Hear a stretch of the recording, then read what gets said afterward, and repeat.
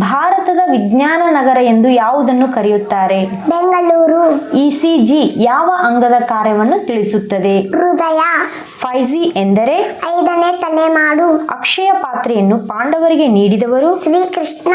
ವಿಶ್ವದಲ್ಲೇ ಅತಿ ವೇಗದ ಇಂಟರ್ನೆಟ್ ಹೊಂದಿರುವ ದೇಶ? ಅಮೆರಿಕ.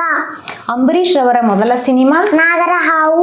ಭಾರತದಲ್ಲಿ ಅತಿ ಹೆಚ್ಚು ಕೇಸರಿಯನ್ನು ಎಲ್ಲಿ ಬೆಳೆಯಲಾಗುತ್ತದೆ? ಜಮ್ಮು ಮತ್ತು ಕಾಶ್ಮೀರ.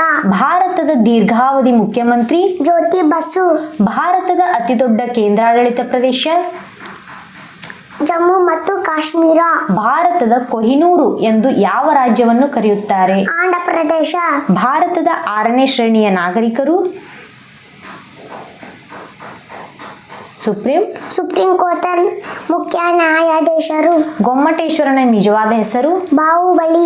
ಕಲ್ಕತ್ತಾದಲ್ಲಿ ಸುಪ್ರೀಂ ಕೋರ್ಟ್ ಸ್ಥಾಪನೆ ಮಾಡಿದ ಗವರ್ನರ್? Warren Hastings. ಭಾರತದಲ್ಲಿ ಒಟ್ಟು ಎಷ್ಟು ಜನಗಣತಿ ನಡೆದಿವೆ? 14. ಭಾರತಕ್ಕೆ ಹೆಚ್ಚು ಆಮದು ಆಗುವ ವಸ್ತು? ಪೆಟ್ರೋಲಿಯಂ. Very good.